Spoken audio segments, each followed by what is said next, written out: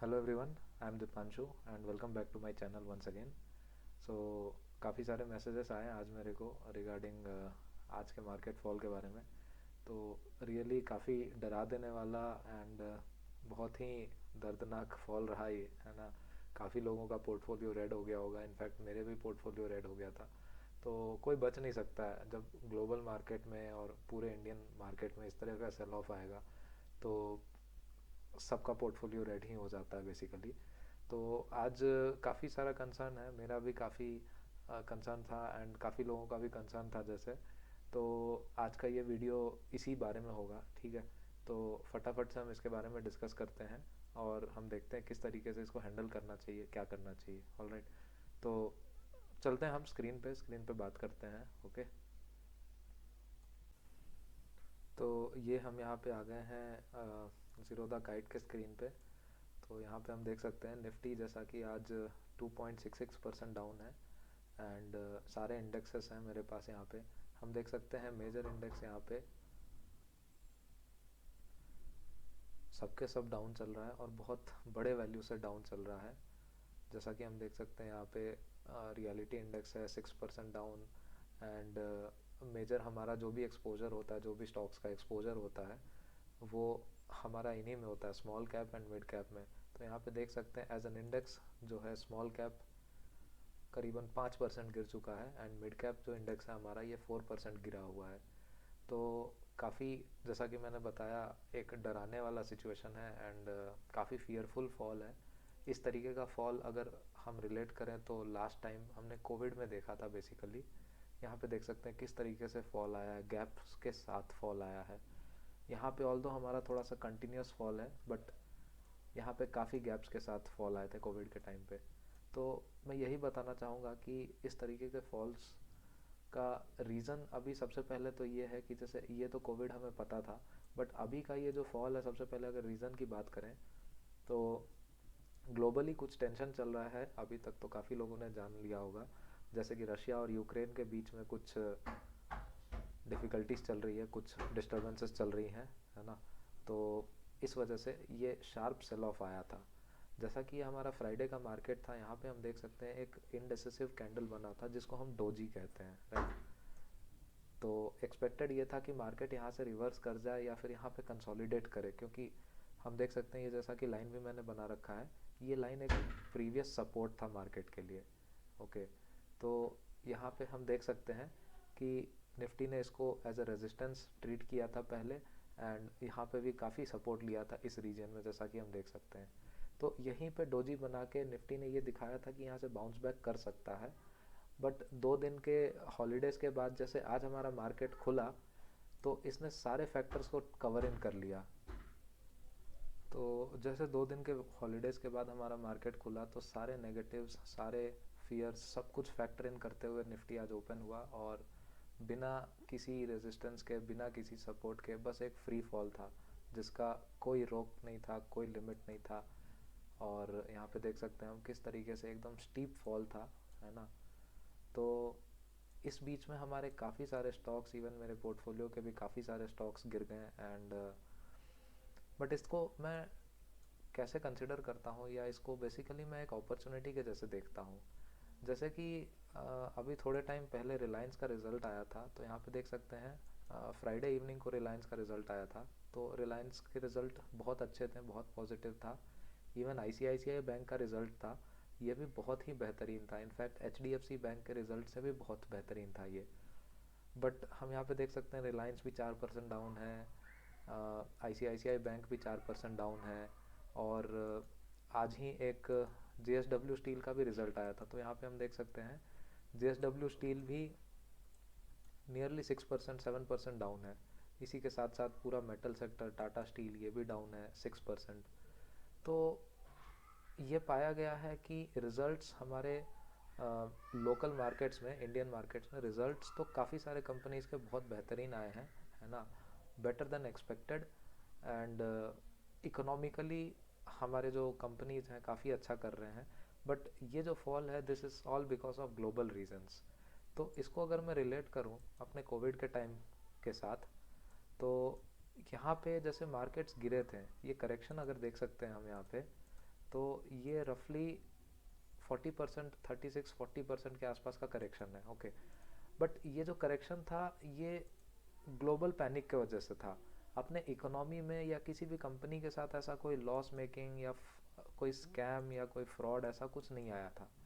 तो इसी वजह से ये जैसे ग्लोबल पैनिक और ग्लोबल फियर जैसे यहाँ से हटें, वैसे ही हम देख सकते हैं कि निफ्टी सीधा सीधा 100% तक का रिटर्न दे दिया इसने with in a period of 1 year. Okay, and 100% का रिटर्न देने के बाद भी निफ्टी रुका नहीं और ऊपर गया, एंड लगभग इसने 137% का ग्रोथ दिखाया। ओके, तो मेरा कहने का मतलब यही है कि until and unless there is something technically faulty in any company, like yes bank के साथ अगर हम बात करें या फिर आइडिया के बारे में हम बात करें, तो ये सारे इनके काफ़ी न्यूज़ में घिरे हुए रहते हैं ये सारे। बट अगर हम टेक्निकली बात करें रिलायंस जैसे कंपनीज़ की, आईसीआईसीआई बैंक जैसे कंपनीज़ की, जिनके रिजल्ट्स इतने बेहतरीन आए हैं, तो there is no reason for such companies to keep falling and falling. ठीक है, तो मेरे को याद है इसी फॉल के ड्यूरिंग रिलायंस का जो कोविड पीरियड का फॉल था, इसके ड्यूरिंग में मेरे एक कलीग ने इसको 1000 रुपीज़ के आसपास परचेज़ किया था। ओके, एंड 1000 रुपीज़ पे परचेज़ करने के बाद within a span of few months Reliance straight away shot up to 2000 rupees, यानी कि लगभग 5 से 6 महीने में पैसे डबल हो गए थे उसके। तो इट्स नॉट अबाउट हमारा कैपिटल डबल हो जाए या क्या हो जाए, but it's about proper investing. अगर हम स्टॉक मार्केट में आए हैं तो हर चीज़ के जैसे फ्लिप साइड्स होते हैं, पॉजिटिव्स एंड नेगेटिव्स। तो स्टॉक मार्केट में यही है कि अगर आप एक बड़े रिटर्न्स के साथ एक्सपेक्ट करते हैं, जैसा कि म्यूचुअल फंड्स एंड ये सारे 12% देते हैं या फिर बैंक एफडी वगैरह 6-7% देते हैं, तो डेफिनेटली अगर हम स्टॉक मार्केट में आए हैं तो हमारे एक्सपेक्टेशंस ज़्यादा होते हैं। तो अगर ज़्यादा एक्सपेक्टेशंस के साथ हम अगर यहाँ पे आए हैं तो उसका फ्लिप साइड ये है कि हमें इस तरह के फॉल्स भी लेने पड़ते हैं। जैसे कि अभी पिछले 5 दिनों में निफ्टी करीबन 7% गिर गया। तो ये इसका डार्क साइड है, ये इसका फ्लिप साइड है जिसे हमें एक्सेप्ट करना चाहिए। जैसे कि हम किसी भी चीज़ के पॉजिटिव्स को जिस तरीके से एक्सेप्ट करते हैं उसी तरीके से उसके नेगेटिव साइड को भी एक्सेप्ट करना पड़ेगा। ठीक है, कहने का मतलब अगर आपको ये ग्रोथ चाहिए इस तरीके का 10%, तो आपको इस तरीके के करेक्शंस के लिए भी रेडी रहना पड़ेगा। ठीक है, तो मैं तो इसको बस ये कंसिडर करता हूँ कि इकोनॉमिकली हमारी कंट्री के जितने भी कंपनीज़ हैं, ब्लू चिप कंपनीज इनफैक्ट अभी बहुत अच्छे रिजल्ट्स पोस्ट किया है इन कंपनीज़ ने, एंड मैं हर डिप्स में इनको बाई करने के लिए जाऊंगा। ओके, एंड आज भी जैसे मैंने विप्रो परचेज करने का था तो विप्रो का भी प्राइस ट्रिगर हो गया, 572 पे आ गया, तो मेरा 580 पे ट्रिगर हो गया था। ओके, एंड इवन मैंने थोड़ा सा एशियन पेंट्स में भी काफ़ी ब्लू चिप कंपनी है, एंड यहाँ पे भी देख सकते हैं कि जितना भी फॉल आता है ये वापस रिकवर कर जाता है। तो इस तरीके से ये जो अपॉर्चुनिटी जैसे मैंने बताया था रिलायंस में कोविड पीरियड में, जैसे ये काफ़ी स्टीप फॉल आया था विदाउट एनी पर्टिकुलर रीज़न, तो इसी वजह से ये काफ़ी स्टीपली ऊपर भी चला गया। तो इवन अभी भी जैसे ये सारे ब्लू चिप कंपनीज़ में कोई टेक्निकल फ्लॉज नहीं है, बस ग्लोबल पैनिक है, ग्लोबल सेल ऑफ है, इस वजह से ये सारे के सारे गिर रहे हैं। तो अगर मेरे पास एलोकेट करने के लिए कैपिटल है, या फिर जितने भी व्यूअर्स सुन रहे होंगे उनके पास अगर कैपिटल है, तो काफ़ी वाइजली और काफ़ी सोच समझ के आप अपना कैपिटल एलोकेट करें। ऐसा नहीं कि यहाँ से अगर रिलायंस को हमने परचेज़ किया, लेटर से 2380 पे चल रहा है, यहाँ पे अगर हमने परचेज़ कर लिया एंड कल को रिलायंस अगर 2300 पे आ जाता है या लेटर सपोज 2200 पे भी आ जाता है, बिकॉज कुछ भी प्रेडिक्ट नहीं कर सकते हैं हम। ओके, तो आपको पैनिक नहीं करना है उस टाइम पे, बिल्कुल पैनिक नहीं करना है। एंड इनफैक्ट आपका प्लानिंग ऐसा होना चाहिए कि आपको और एडिशन करने का देखना चाहिए इस तरीके के स्टॉक्स को। ठीक है, क्योंकि किसी भी कंपनी में किसी भी स्टॉक्स में कोई दिक्कत नहीं है, ये ग्लोबल सेल ऑफ है। तो हम देख सकते हैं सारा इंडेक्स सब कुछ, सब मिड कैप स्मॉल कैप सारे के सारे स्टॉक्स डाउन है। यहाँ पे हम देख सकते हैं ग्लोबली भी अभी जैसे डाउ जोन्स अभी नियरली 2% डाउन है, एंड नैस्डैक देख सकते हैं हम यहाँ पे, ये भी करीब करीब 3% डाउन है। तो मोस्ट प्रोबेबली हमारा भी मार्केट्स कल गैप डाउन ही ओपन होगा। ठीक है, एंड कल भी कुछ सेल ऑफ आ सकता है, अभी पता नहीं हमें कहाँ तक जा सकता है ये नीचे। बट जैसे ही ये सारी चीज़ें सबसाइड होंगी, जैसे ही ये सारा ग्लोबल जो फियर है रशिया यूक्रेन के वजह से ही मोस्ट प्रोबेबली। तो जैसे ये ख़त्म होगा वैसे ही हम एक वापस से रैली देख सकते हैं, या फिर एक नॉर्मलाइजेशन देख सकते हैं हम मार्केट्स में, जो एक्चुअली में होता है, जो स्टेडी और स्टेबल तरीके से इस तरीके से बढ़ता है, एंड थोड़े बहुत करेक्शंस आते हैं। बट इस तरीके का सेल ऑफ तो हम ये कह सकते हैं कि बिल्कुल कोविड पीरियड में ही ऐसा आया था, ठीक है, जो हमने इतना शार्प फॉल देखा है ना। तो फ्री फॉल कहते हैं इसको, बिल्कुल भी कहीं कोई स्टॉप नहीं, कहीं कोई रुकावट नहीं, कोई रोकने वाला नहीं, कुछ नहीं, बस गिरता जाता है, गिरता जाता है। ओके, तो इस पीरियड में बस, जैसा कि मैंने पहले भी कहा, मैं परचेज करने के लिए देखूंगा, एंड पैनिक नहीं करना है बस, है ना। एंड दूसरी बात यह है कि अगर आपने कुछ स्टॉक्स होल्ड कर रखा है, आपके पास कुछ ऑलरेडी होल्डिंग है, जैसे मेरे पास भी काफ़ी सारे होल्डिंग्स हैं, अलग अलग पोर्टफोलियोज़ हैं, तो सबके सब रेड है जैसा कि मैंने बताया, है ना। तो अभी सेल करने का ये बिल्कुल गलत टाइम है। ओके, ये टाइम नहीं है सेल करने का, ठीक है।